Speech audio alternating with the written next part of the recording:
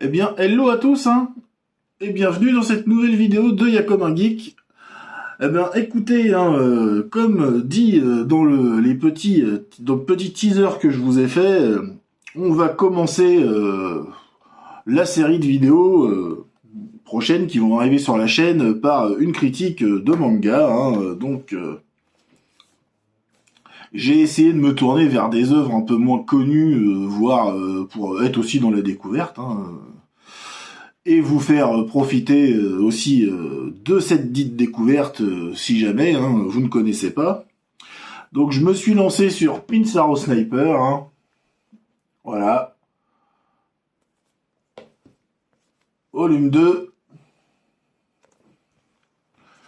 et volume 3, donc une série courte de Koji Tabe, ou Tabe Koji, comme vous voulez, voilà. C'est chez Meihan, l'éditeur Meihan, dans sa collection Daitan, noté ici. Voilà. Alors on est dans un manga qui va être très compliqué.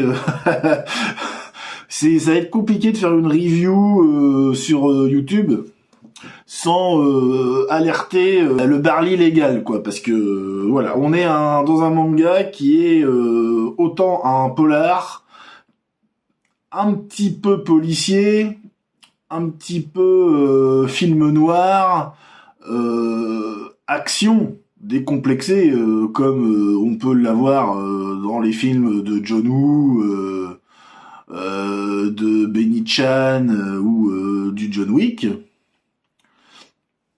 et du Heiki. Donc, c'est-à-dire quand même beaucoup de sexe. Voilà. Et bon, c'est plus cette partie-là qui me pose problème, c'est le sexe, parce que ça fait partie intégrante de l'œuvre, et je vais devoir en parler. Bon, je ne mettrai pas d'image forcément, parce que là, c'est fini pour moi, clairement. Et j'ai pas envie de faire la vidéo pour rien, faut qu'il y ait un minimum qu'elle soit quand même présentable et vue. Et donc voilà, il va falloir que j'arrive à pallier avec voilà, avec le cul omniprésent, surtout dans le volume 1, voilà. C'est un manga intéressant qui n'est pas dénué de défauts, mais qui a aussi ses qualités. Alors j'ai eu envie de vous en parler parce que à chaque fin de volume, l'auteur fait un petit monologue où il explique un petit peu le cheminement qui a mené à arriver à cette œuvre, comment il a abordé ça, ses influences. Voilà, il parle aussi du travail de son éditeur qui l'a beaucoup aidé, et en fait j'ai trouvé qu'il avait une réflexion et une approche sur son travail vraiment excellente, voire même assez sincère. Donc déjà ça m'a motivé à avoir envie de vous en parler. Et puis il y a aussi les dessins qui sont magnifiques, et rien que pour ça, ça mérite aussi. Pour le reste, on va voir ça après le générique.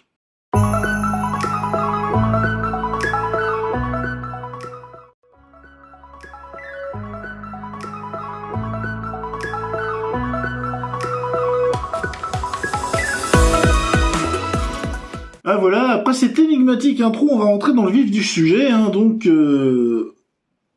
illustration à l'appui. Donc Pinsaro Sniper raconte l'histoire de Yuki Kaido, qui est une femme aux multiples facettes et multiples talents, comme elle le souligne très bien dès la toute première page du manga. Voilà. Le jour, c'est une employée de bureau, tout ce qu'il y a de plus banal, queue de cheval, à lunettes, elle fait son petit footing pour aller au travail, pour rentrer du travail. Sauf que quand elle finit son travail de bureau, elle se dirige non pas chez elle pour passer une soirée de jeune femme active célibataire, mais elle se dirige vers le Paradise Eve, un salon rose où elle se prostitue, en fait. Elle offre donc des services sexuels aux clients, voire même au directeur de l'établissement, qui a l'air de profiter d'elle, hein. Apparemment c'est sa favorite, donc il s'en donne à cœur joie le bonhomme. Voilà, hein. Puis bon comme vous pouvez voir sur les images, hein, Yuki, elle est pas laide, hein, on va le dire clairement, hein. Voilà, donc il se fait plaisir, hein, le cochon. Voilà, et donc en fait cette activité d'hôtesse, enfin on va dire d'hôtesse sexuelle, quoi, ou de call girl à la japonaise, hein, parce que c'est vraiment un salon comme on peut avoir les hôtes et tout, sauf que là il y a service sexuel, hein, ce qui est pas forcément le cas dans les salons d'host, hein, forcément. Eh ben c'est une couverture pour une troisième activité de tueuse à gages. Voilà. Yuki fait partie d'une organisation qui lutte contre le crime qui gangrène la ville à leur façon, avec des méthodes un peu spéciales, un modus operandi un peu spécial. Par exemple, le contrat se passe après avoir consommé le service sexuel de Yuki, quoi. En gros, elle donne son corps à la personne qui a besoin de son service, et en gros la fin de la relation, c'est en gros le coït ou l'éjaculation, comme vous voulez, hein, si coït il y a, tant mieux pour eux, j'ai envie de vous dire. Oh, je me rends compte que c'est sordide, hein. Mais, et ben en gros ça conclut le contrat, voilà. Et en fait une fois que ça c'est fait, hein, le contrat est en gros on va dire signé. Voilà. Alors par exemple Mephisto, lui il signe des contrats dans le sang, bon elle signe des contrats dans le sperme. Voilà.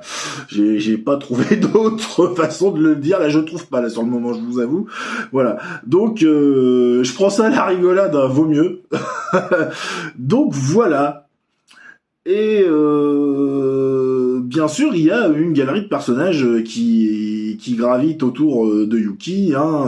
Donc il y a ses collègues de bureau, dont le directeur de l'entreprise où elle travaille, hein. Il y a sa collègue Kana, il y a sa collègue Megumi, hein, qui offre des scènes assez sympathiques d'ailleurs, hein, où on voit que Yuki a quand même une humanité certaine, hein, comparée à la froideur qu'elle peut laisser transparaître lorsqu'elle commet ses assassinats, hein, sur commande, bien sûr.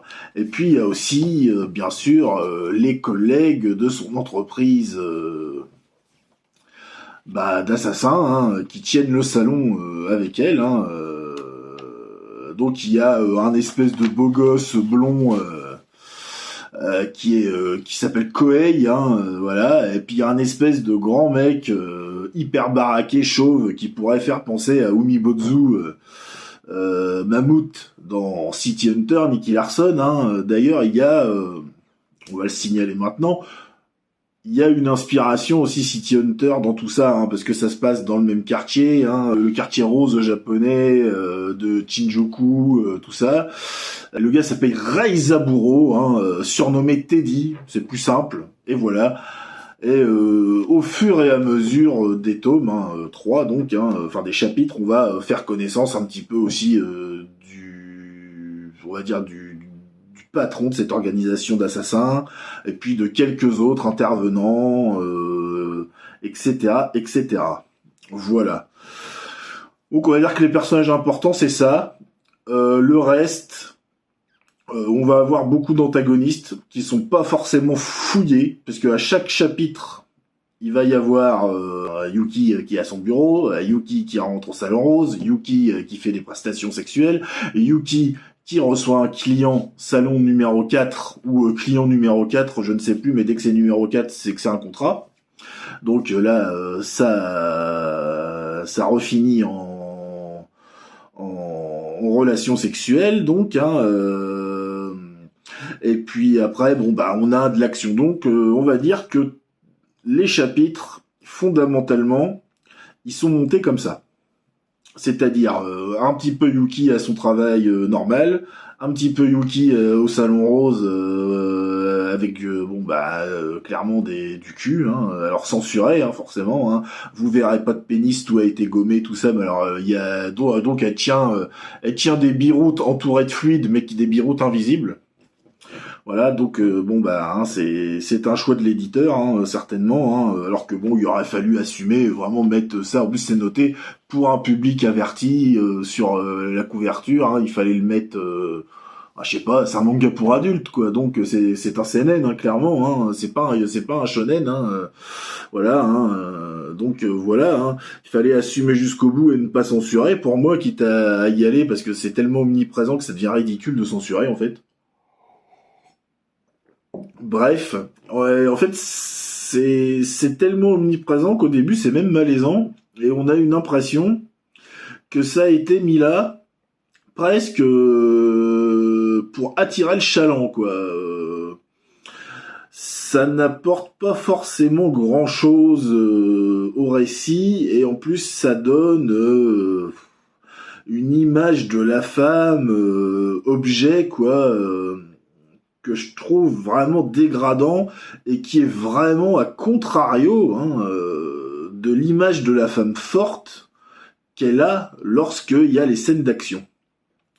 Et ça, c'est un petit peu gênant, quoi.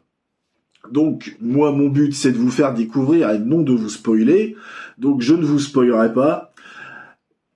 Le scénario, c'est pas forcément ce qu'on va retenir, puisque en fait, on va enchaîner, par exemple, le volume 1, c'est tout bête, on vous présente un peu l'univers, on vous présente un peu les personnages, on vous présente un peu l'organisation et le travail de Yuki. Il est très très bien dessiné, comme vous pouvez le voir sur les images que je vous mets. Les dessins sont super beaux. Les scènes d'action, elles sont super bien chorégraphiées, cadré, la mise en page, la scénographie, c'est dynamique, ça on voit. Bon, des moments on est un peu dans le surréalisme, mais bon, si on est habitué du cinéma d'action sur l'excès comme il peut y avoir certains films avec Donnie Yen, certains films de John Woo, ou même certains films américains, hein, je pense par exemple à John Wick, ou par exemple des vieux films des années 80, hein, comme Die Hard ou Commando, ça va pas choquer. Voilà, il y a des trucs clairement improbables, hein, dans les scènes d'action, hein. Mais bon, c'est un manga et le visuel est tellement, c'est tellement bien dessiné, tellement bien mis en page que ça passe bien. Et donc ce premier chapitre va enchaîner les contrats, tout simplement.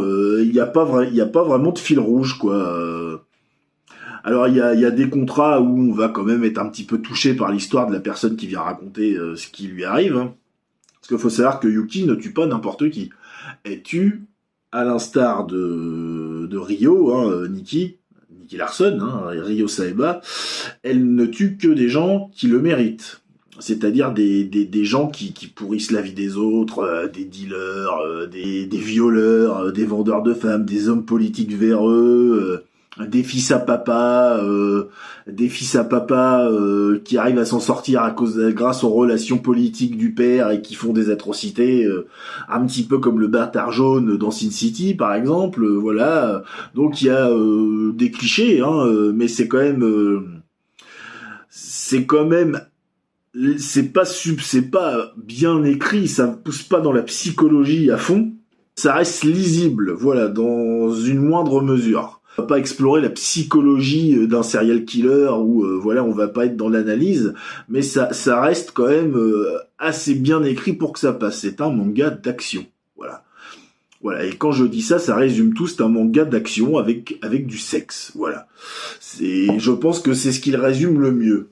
Alors après, donc on va enchaîner donc sur ce premier tome tous les contrats, et à partir du tome 2, on va essayer de tisser quelques fils rouges, voire même d'approfondir un peu la personnalité de Yuki déjà, en la mettant face à des personnes de son passé, des rivaux qui font le même métier qu'elle. Donc on va en apprendre un peu plus sur sa personnalité. On va apprendre un peu plus sur ses collaborateurs de la nuit, hein, ceux qui tiennent le Salon Rose et qui exécutent les contrats avec elle, hein. Voilà, on va les fouiller un peu plus aussi, parce que aussi ils ont un passé. Voilà, ils se sont pas rencontrés par hasard, ces personnages-là ont une histoire. C'est succinct, mais c'est quand même là. Et il y a un combat au sabre qui est superbe entre Yuki et un rival assassin, hein, je vous dis pas qui. Voilà, la fin, elle est correcte. Hein, puis je pense qu'il fallait pas aller au-delà de 3 tomes parce que ça aurait été répétitif peut-être. Voilà. En tout cas, le tome 1 est assez dérangeant à lire parce qu'il y a beaucoup de sexe et à partir du 2 et 3, c'est un peu le sexe est moins présent, il est plus diffus et ça fait du bien. Parce que bon, on a compris qu'il y avait du sexe et que ça se passait, que le contrat se liait avec du sexe et bon, on n'a pas besoin d'en voir 50 000 pages. Voilà. Ce qui est trop le cas dans le premier. J'ai envie de vous dire, toutes les 5-6 pages, il y a du cul. Sur un manga qui doit faire quand même 180 pages, à la fin c'est lourd. Parce qu'on a compris on a compris ce qui se passe. Donc voilà. Le premier tome, si vous êtes un peu comme moi, va falloir un peu vous forcer et essayer de passer outre. Mais bon, les magnifiques dessins, ils aident. Hein. Ça, il n'y a pas de souci. Voilà, les dessins sont magnifiques. Voilà, hein, je vous en mets quelques exemples, hein, en essayant toujours de ne pas vous spoiler. Voilà. Donc les dessins aident beaucoup à aller de l'avant, à se dire bon voilà, et aussi les scènes d'action très chorégraphiées, surtout quand on arrive justement au mot de l'auteur à la fin. Voilà, au rang des références, l'auteur il va citer, et nous-mêmes on peut les reconnaître, hein, les influences sans mal, hein, mais il en cite quelques-unes. Alors il cite beaucoup de tokusatsu, hein, apparemment il est fan du genre, hein, vous savez, hein, tout ce qui est Sentai, hein, Bioman, Xor, des choses comme ça, Kamen Rider, voilà, donc il a repris quelques idées pour ses scènes d'action de passage qu'il aimait bien, et puis il cite Burst City aussi, il cite Night and Day, le film avec Tom Cruise et Cameron Diaz. Et puis bon bah forcément on ressent aussi voilà, à un moment il cite Lady Snowblood, mais quand on voit la scène qui en est inspirée, on comprend tout de suite. Si on a vu le film, hein, bien sûr. On va aussi, je vous ai parlé de combat au sabre, bah forcément on va penser tout de suite à Kill Bill, hein, de Tarantino. Hein, là c'est flagrant. Hein. Peut-être même quelques films de Chambara, de Mizumi ou de Kurokawa. Hein, voilà, il y a du John Woo. Hein, il y a des influences multiples. Il cite plein d'exemples et en fait il a eu on va dire carte blanche sur l'exécution des dessins et des planches. Il a tout fait lui-même, il n'avait pas d'assistant. Donc c'est vraiment une œuvre personnelle, hein, et en fait il s'est fait plaisir à se faire son kiff d'amateur de films d'action au travers de ses pages. Et ça se voit, hein, dès qu'il y a une scène d'action, même un simple coup de fusil sniper, la scénographie, la mise en scène, le cadrage, la mise en page est vraiment superbe. Voilà. Sur le dessin, il n'y a rien à dire, c'est du grand, c'est du haut level. Il faut vous dire, sans prise de tête, qu'il y a un côté série B d'action assumé, quoi, et que le scénario est simple, mais que ça passe bien. Et que par contre toute la partie graphique et la mise en page c'est du haut niveau et que le mec maîtrise son dessin, son sujet, les corps, les positions à merveille. Bah l'auteur Koji Tabe, moi je ne connaissais pas avant Pinsaro Sniper, hein, d'ailleurs que j'ai découvert grâce à une page Instagram, hein, Manga Musashi, hein, je vous mets le lien ici si vous voulez aller voir. Voilà, c'est comme ça que j'ai découvert cette œuvre. Hein. Voilà, puis bon bah ça m'a interpellé parce que j'étais à ce moment-là à la recherche de choses qui changeaient un peu pour renouveler un petit peu mes lectures, lassé par ce que je lisais, on va dire par mes habitudes de lecteur. Hein, ça fait quand même 30 ans que je lis de la bande dessinée, un peu plus de 30 ans, donc j'ai mes vieilles habitudes, et puis les habitudes ont la vie dure, donc fallait que je me renouvelle un peu, donc j'essaye de fouiller pour trouver des choses qui changent. Donc voilà, hein, merci pour la découverte. Voilà, parce que j'ai apprécié. Alors après, Koji Tabe, comme je vous disais, je connais pas forcément l'auteur. Et puis bon, bah en regardant sa page sur Meihan, hein, le site, bah, j'ai vu qu'il avait ressorti un nouveau manga là en 2022, Pure Yankee Girl. Alors c'est une ancienne délinquante qui on va dire un petit peu changer de vie, et puis bon, en gros, elle fait du bondage avec un de ses anciens professeurs, quoi. Elle aime se faire dominer, donc il y a encore beaucoup de cul apparemment. C'est un truc que l'auteur aime bien, quoi. Voilà, donc à voir si vous êtes intéressé, hein. Je vous mets la couverture, hein, au cas où. Voilà, hein, allez jeter un œil, hein, si vous êtes vous aussi, écoutez, si vous aimez le genre un peu équi, grivois, hein, cochonou, hein, comme on pouvait l'avoir avec des mangas un petit peu plus farfelus comme Ladyboy versus Yakuza, hein, il y a quand même pas mal de sexe aussi, hein, voilà. C'est pas que ça me gêne de voir du sexe, c'est la répétitivité, et au bout d'un moment ça devient inutile en fait, c'est que ça sert à rien. Après, je suis pas contre une belle scène érotique qui va faire montre d'un palier émotionnel entre deux personnages, hein. Par exemple une relation amoureuse ou vraiment un désir pur charnel qui peut être bestial. Si ça sert le récit, ça va pas me gêner. Là, c'est que ça sert le récit dans un sens, mais qu'à un moment, on a compris. Voilà, donc c'est plus la répétitivité qui m'a saoulé, hein. C'est pas le fait de voir du sexe, hein. J'ai 40 ans, hein. Voilà, hein. Je suis rodé, j'ai envie de vous dire, mais bon, voilà, ça me laisse un peu de marbre, quoi. J'ai trouvé que peut-être ces pages de pornographie, ces pages un petit peu à tendance pornographique auraient peut-être été mieux utilisées à donner un petit peu plus de coffre à l'écriture. Voilà.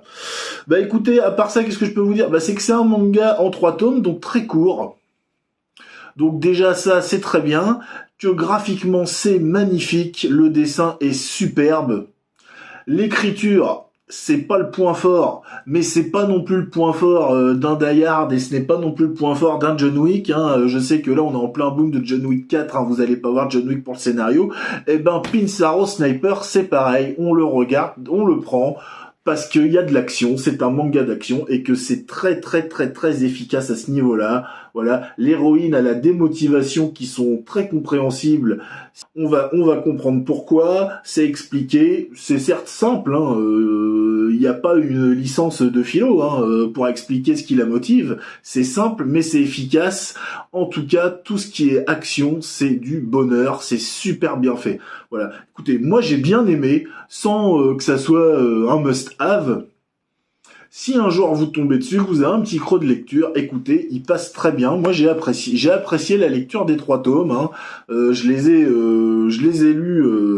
J'ai eu une petite hospitalisation il y a une semaine, hein. J'en ai profité d'être là-bas pour les lire tranquillement puis prendre mes petites notes. Voilà, pour vous faire la vidéo tranquillement. Et j'ai fort bien apprécié. Donc écoutez, si vous êtes amateur d'action, amateur d'éki, amateur de super beaux dessins, parce que forcément le dessin, partie graphique, peut motiver l'achat d'une bande dessinée, d'un manga, d'un comics. Et là, vous êtes sur vraiment un dessin de haute qualité, et c'est certainement le plus gros point fort de ce manga, c'est le dessin et la mise en page au cordeau que nous fait Koji Tabe, hein. C'est maîtrisé, le mec il est à l'apogée de sa maîtrise graphique, de sa maîtrise de la bande dessinée. Alors je suppose que peut-être que maintenant il s'améliore encore et qu'il fait encore même de meilleures planches. C'est comme il disait que ce projet-là pour lui était très ambitieux, il avait jamais fait un manga aussi long, il faisait plutôt des nouvelles, des chapitres, il faisait des trucs très courts. Là il est pas long, mais apparemment pour lui c'était à l'époque son œuvre la plus longue. Donc il en a beaucoup appris, et en plus, comme je vous disais, ce que l'auteur dit à chaque fin de chapitre prouve sa réflexion sur son travail, sur comment il aborde le dessin, et on voit que c'est un mec qui est frais dans le milieu, qui l'en veut, qui est motivé, qui est passionné, et il aime ce qu'il fait, et ça se voit. Voilà. Donc écoutez, J'espère vous avoir donné envie de le lire, hein. Voilà, écoutez, comme d'habitude, moi je vous invite à mettre la cloche, hein, à liker, à mettre un commentaire, à partager la vidéo si elle vous a plu, hein, et si vous jugez que je mérite l'honneur de me faire partager sur les réseaux sociaux, c'est se faire partager sur les réseaux sociaux, c'est un peu sale quand même, sorti du contexte. Mais je vais la garder quand même. Voilà. Et du coup, voilà, comme d'habitude, hein, je vous invite à me rejoindre hein, sur le groupe, la page Facebook, forcément, hein, le TikTok, le Instagram, voilà. À m'envoyer un message privé aussi, hein, si vous avez envie de discuter. Hein, je ne suis pas caché hein, dans les méandres du net. Hein, vous pouvez me trouver très facilement. Voilà, et venir discuter avec moi, ce sera avec plaisir. Hein, toujours le partage de notre passion commune, hein, qui est la pop culture, hein, sous toutes ses formes. Voilà. On se retrouve là pour la prochaine. Et ben c'est de la figurine. On va revenir un petit peu au cœur à l'âme de la chaîne, hein, c'est-à-dire les joujoux. Voilà, on va se faire une figurine toute récente. On l'a reçue là, il y a un jour ou deux, au moment où je vous fais la vidéo là. C'est Hannibal de la série télé incarnée par Mads Mikkelsen. Alors espérons que le HS, hein, le visage de l'acteur, soit réussi et qu'on ne soit pas déçu puisqu'il a quand même un visage particulier. Et en plus, c'est un cadeau pour Clémence, donc en petit bonus, je ne serai certainement pas tout seul pour vous faire la review. Et ça va faire du bien parce que ça fait un moment que je suis en solo à faire des vidéos. Hein. Et des fois, c'est un petit peu difficile hein, on a moins d'entrain quand on est tout seul, quoi. C'est comme quand on mange tout seul, voilà, c'est pareil. C'est plus sympa quand quand je suis avec Fabrice et avec Clémence, il y a un échange, il y a un débat, il y a des idées qui s'amènent, ça fait une émulsion collective et c'est plus sympa. Voilà. En tout cas, je vais pas m'étaler plus parce que là, je suis parti en freestyle, je le sens bien. Je vais parler des heures, hein, je ne vais pas m'arrêter. Je vous remercie et comme d'habitude, hein, je vous souhaite une bonne matinée, une bonne journée, une bonne soirée, tout dépend de quand vous regardez la vidéo et je vous dis à la prochaine. Salut!